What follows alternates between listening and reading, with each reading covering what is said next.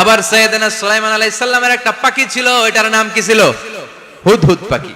মাথার উপর দিয়ে চলতো, আর ওটার চোখে জুমিং পাওয়ার আল্লাহ এত বেশি দিয়েছিল, এটা জমিনে নজর করলে বুঝতে পারতো কয় হাজার ফিট নিচে পানি আছে, পানিটা মিষ্টি না লবণাক্ত না কেমন, দেখে দেখে মুহূর্তের মধ্যে সাইয়েদনা সুলাইমানের কাছে সব তথ্য সরবরাহ করে দিত। কোন সুবহানাল্লাহ। এজন্য আল্লাহ বললেন, নাস্তিকগুলো কি পাখির দিকে তাকায় না? এই পাখির দিকে তাকালে পাখির রব আল্লাহরে খুঁজে পাওয়া যায়। পাখির দিকে তাকালে, মুক্ত বিহঙ্গের দিকে তাকালে কেমন করে পাখিগুলো উড়ে যায়। এই পাখিগুলো আকাশে ধরে রাখে কে? মা ইউমসিকুহুন্না ইল্লার রহমান। ওই রহমান ছাড়া কেউ পাখিগুলোর শূন্যে ধরে রাখতে পারে না। কত শত আয়াতে যে আল্লাহ পাখির কথা বলেছেন হিসাব নাই, কত ধরনের পাখি যে আল্লাহ বানিয়েছেন কোনো হিসাব নাই। আপনারা ঘরে জিওগ্রাফিক্যাল চ্যানেলগুলো দেখেন? হ্যাঁ, না জি বাংলা দেখেন? স্টার জলসা, কিরণমালা, কি দেখেন? জিওগ্রাফিক্যাল চ্যানেল দেখবেন। ওখানে দেখবেন একটা পাখি আল্লাহ তৈরি করেছে, পৃথিবীর সবচেয়ে ছোট পাখি, নাম হলো হামিং বার্ড। কি নাম? The smallest bird ever in the world. সবচেয়ে ছোট, এটা প্রাপ্তবয়স্কে 3 থেকে 5 ইঞ্চি লম্বা হয়। এটার পূর্ণ যৌবন এটা লম্বা কতদূর? 3 থেকে 5 ইঞ্চি। এটা প্রতি সেকেন্ডে ডানা ঝাপটাতে পারে 80 বার। কয়বার? আমাদের ডানা আছে না 2টা, আপনি আপনার ডানা 1 সেকেন্ডে কয়বার ঝাপটাতে পারবেন? হ্যাঁ, আমি ঝাপটাইলাম, কয়টা হয়েছে 1 সেকেন্ডে? হ্যাঁ, 3টা 4টা ঝাপটা দিতেই আমার সেকেন্ড শেষ। কিন্তু এই পাখিটা প্রতি সেকেন্ডে তার 2 পাখা ঝাপটায় কয়বার? পৃথিবীর সব পাখি সামনে ওড়ে, তো এই পাখি সামনে যেমনি ওড়ে, এট দ্য সেম টাইম এই পাখি পিছনের দিকে উঠতে পারে। সুবহানাল্লাহ। বাড়িতে যাই বললেন। ইউরোপের আল্পস পর্বতমালায় গুগল করবেন যে আজকে গুগলে লিখবেন যে আলপিন সুইফট একটা পাখি আছে। এই পাখিটা একবার যখন শূন্যে উড়াল দেয়, উড়ন্ত অবস্থায় এটা আকাশে 6 মাস থাকতে পারে। আকাশের মেঘের আপ থেকে পানি খায়, শূন্যে ভেসে বেড়ানো পোকামাকড় ধরে খেয়ে বেঁচে থাকে। 6 মাস পরে একবার জমিনে ল্যান্ড করে, নামে কয়েকদিন থেকে আবার উড়াল মারে, আবার উড়াল মারলে আবার 6 মাস। আলপিন সুইফট। আরেকটা পাখি আছে, অদ্ভুত পাখি, নাম হোমা বার্ড। এই হোমা বার্ড উড়ন্ত অবস্থায় ডিম পেড়ে দেয়, আর ওই ডিমটা জমিনে পড়ার আগেই মাঝখানে ডিম ফেটে বাচ্চা বেরোয়, বাচ্চা উঠতে শুরু করে দেয়। এই পাখিগুলোর কথা কোরআনে আছে না নাই? এজন্য আল্লাহ বললেন, আওয়ালাম ইয়ারাউ ইলাত তায়রি ফাওকাহুম সাফাতিন ওয়া ইয়াকবিদনা মা ইউমসিকুহুন্না ইল্লার রহমান ইন্নাহু বিকুল্লি শাইইন বাসীর। আল্লাহ বললেন, নাস্তিকগুলো কি পাখির দিকে নজর করে তাকায় না? পাখির দিকে নজর করে যদি তাকায়, তখন পাখির রব আল্লাহরে খুঁজে পাবে। চিল্লায় বলেন ঠিক কিনা? পাখিকে আরবিতে বললে তয়ের। সবাই বলেন, পাখির আরবি কি? বিমানের আরবিও তয়ের। পাখি আরবি যা, বিমান আরবিও। এই পাখি নিয়ে গবেষণা করে বিমান বানাইছে। সুবহানাল্লাহ কইবেন না? আমরা বানাই নাই, আমরা তো খোঁচাখুচিতে ব্যস্ত, আমরা আছি ফতুয়া নিয়ে ব্যস্ত। তুই 20 কারণে কাফের, তোর চাচা 90 কারণে কাফের। তোর চাচা মরলে যেই জায়গায় কবর দেয়া হবে, ওই কবরের মাটির উপরে যে ঘাস উঠবে, ওই ঘাস যে গরু খাবে, ওই গরুর দুধ যে খাবে, ও কাফের। আছে না নাই? খালি কাফের ফতুয়া দেয় ব্যস্ত। আমরা ফতুয়া নিয়ে রইলাম, আর ওরা সব আবিষ্কার করে ফেললো। উইলবার রাইট আর অরভিল রাইট, এই 2 ভাই 1903 সালে এই বিমান আবিষ্কার করেছে, এই আয়াতের উপর গবেষণা করে। আওয়ালাম ইয়ারাউ ইলাত তায়র। ওরা কি পাখি নিয়ে ভাবে না? আমাদের তো ভাবার সময় নাই, আমরা আছি মদ নিয়ে আর নারী নিয়ে আর জুয়াবাজি নিয়ে। চিল্লায় বলেন ঠিক কিনা? এমন অনেক মন্ত্রীদের হোটেল আছে যেখানে পতিতালয়ের আড্ডাখানা। চিল্লায় বলো ঠিক কিনা? মুসলমান রাজ মদ আর নারী নিয়ে ব্যস্ত, আর ইহুদি খ্রিস্টানরা আমাদের সব ঐতিহ্যকে ধারণ করেছে।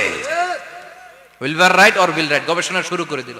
পাহাড়ে শুয়ে শুয়ে 2 ভাই খালি পাখির ছবি আঁকে, কেমনে পাখিগুলো ডানা ঝাপটা মেরে ওঠে, কেমনে নামে। গবেষণা করতে করতে করতে প্লেন বানায় ফেললো 1903 সালে। আজ থেকে 100 বছর আগের স্টোরি শোনাচ্ছি আপনাদের। তখনকার বিমান এখনকার বিমানের মতো ছিল না। আপনি দেখবেন যে শুরুতে বিমান কেমন ছিল।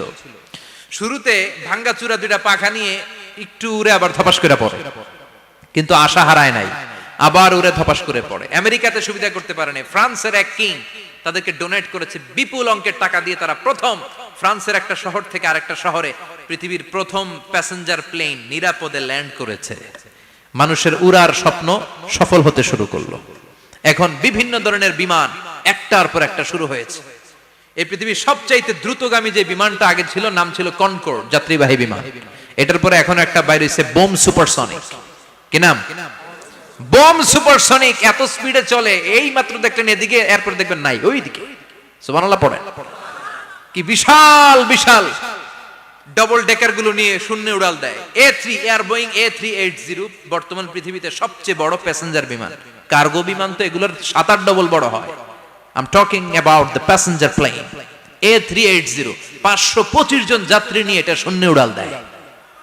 525 জন যাত্রী, কেবিন ক্রু, পাইলট, বিমানের ওজন, খাবার দাবারের ওজন, ফুয়েলের ওজন, 525 জনের লাগেজ টাগেজের ওজন, এই সব নিয়ে শূন্যে উড়াল দেয়। সুবহানাল্লাহ কইবেন না? এই বিমান আবিষ্কারের আগ পর্যন্ত গোটা বিশ্বব্যাপী সব দেশে দেশে ছিল সেনাবাহিনী আর নৌবাহিনী। বিমান আবিষ্কার হওয়ার সাথে সাথেই শুরু হয়ে গেল বিমান বাহিনী, এয়ারফোর্স, মিলিটারি। এখন বোম সুপারসনিক বানায়, এখন ড্রোন হামলা করে, এখন মিসাইল হামলা করে, এখন স্যাটেলাইট পাঠায়। আমরাও পাঠাইছি। কি নাম? Bangabandhu satellite. We launching the Bangabandhu satellite channel last year. আমরা বঙ্গবন্ধু স্যাটেলাইটও পাঠাইছি উপরে। সবকিছু পাখির উপর গবেষণা করে হয়েছে। চিৎকার করে বলেন ঠিক কি না? এজন্য আল্লাহ ডেকে বললেন, গোলাম ওরা কি পাখির দিকে তাকায় না? পাখির দিকে যদি নজর করে একটিবার তাকাতো, নাস্তিক আর নাস্তিক থাকতে পারতো না। এজন্য নাস্তিকদের জন্য সূরার ভেতরে ডোজ আছে, আই ওপেনার আছে। সর্বশেষ আল্লাহ একটা প্রশ্ন দিয়ে এই সূরাটা শেষ করলেন। প্রশ্নটা শুনবেন? শুনবেন সবাই?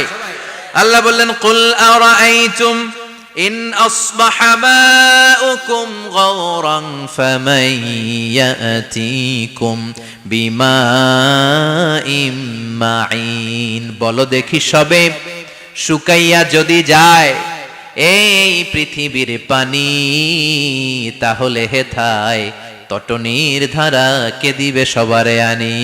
কে দিবে আনি? একদিন সকালবেলা ঘুম থেকে উঠছেন, টয়লেটে যাবেন, মুখ ধুবেন, স্কুলে যাবেন, অফিসে যাবেন, কাজে যাবেন, যায় দেখেন টিউবওয়েল চাপতেছেন, পানি নাই। ট্যাপ ছাড়লেন, পানি নাই। চোখের মধ্যে ময়লা, নাকে ময়লা। টয়লেটে যাবেন, পানি নাই। পুকুরে নাইমা দেখেন পানি নাই। বিশাল বিশাল মেশিন বসিয়ে মাটির নিচ থেকে ভূগর্ভস্থ পানি ওঠানোর চেষ্টা করলেন, একটা পানি নাই। এক ফোঁটা পানি গোটা বিশ্বে কোথাও নাই। কে দিব পানি আপনারে? পানি সম্পদ মন্ত্রী দিব, ডোনাল্ড ট্রাম্প দিব, শেখ হাসিনা দিবে? কেউ দিতে পারবে? এক ফোঁটা পানি বানানোর ক্ষমতা আমাদের নয়। ঠিক কিনা? পানির বৈজ্ঞানিক নাম হচ্ছে H2O। কি নাম? এই দেশে H2 নিয়ে কত কথা আছে না নাই? হাইড্রোজেনের 2টা মলিকিউল, অক্সিজেনের একটা মলিকিউল। এই 2টা গ্যাস, হাইড্রোজেন আর অক্সিজেন, 2 গ্যাস একসাথে মিলাইলে কি হয়? কথা বলেন। মিঠা নদীর পানি। সুবহানাল্লাহ পড়েন। আল্লাহ বললেন, ঘুম থেকে উঠে যদি দেখো পৃথিবীর সব পানিগুলো একেবারে পৃথিবীর নিচে চলে গেছে, কোন মাধ্যম দিয়ে এক ফোঁটা পানির জোগাড় আর বন্দোবস্ত করা যায় না, কে তোদেরকে পানি এনে দিবে? কথা কন। আল্লাহ ছাড়া এক ফোঁটা পানি এনে দেওয়ার মতো ক্ষমতা কারো আছে নাকি? আবার পানি থেকে পৃথিবীর সব কিছুরে বানালো কে? ওয়াজআলনা মিনাল মাই কুল্লা শাইইন হাই আফালা ইউমিনুন। আল্লাহ বললেন, পানি থেকে গোটা বিশ্বের সব আমি বানালাম। সব জীবিত জিনিস তৈরি হয়েছে পানি থেকে। এটা কোরআনের কথা। কার কথা? আর 1500 বছর পর বিজ্ঞানীরা এখন বলছে পানি থেকেই সব প্রাণ এসেছে। সুবহানাল্লাহ পড়েন। বিজ্ঞানীদের রিসার্চে এসেছে পৃথিবীর সর্বপ্রথম যে প্রাণীটার উৎপত্তি, এটার নাম নাকি অ্যামিবা। কি নাম? It's a very small unicellular organism in the world. এককোষী শৈবাল অ্যামিবা এসেছে পানি থেকে, ওদের কথা। তারপরে এসেছে জুপ্লাঙ্কটন, ফাইটোপ্লাঙ্কটন, ব্যাকটেরিয়া প্লাঙ্কটন, একটার পর একটা ডেভেলপ করেছে। সব এসেছে পানি থেকে। পানি নাই তো কিচ্ছু নাই। পানি হচ্ছে প্রাণের ব্লুপ্রিন্ট। চিল্লায় বলেন ঠিক কি না? পানির মধ্যে সব প্রাণের অস্তিত্ব রেখে দিয়েছে কে? আবার ফলের মধ্যে আল্লাহ পানি দিয়ে বললেন, আন্না সাবাবনাল মাআ সাব্বা। যেখানে যতটুকু পানির দরকার, রসের দরকার, সব রস দিল কে? ক্ষীরার ভিতরে পানি আছে না নাই? কলার ভিতরে, আপেলের ভিতরে, তরমুজ, তরমুজ তো পুরাই পানি। কথা কন। ডাবের ভিতরে কে দিল? নাকি আমনে বানাইছেন? কেউ বানাতে পারে? এই পানিগুলো দিল কে? আবার আল্লাহ বললেন মারাজাল বাহরাইনি ইয়ালতাকিয়ানি বাইনাহুমা বারযাখুল লা ইয়াবগিয়ান ফাবিআইয়ি আলাই রাব্বিকুমা তুকাযযিবান।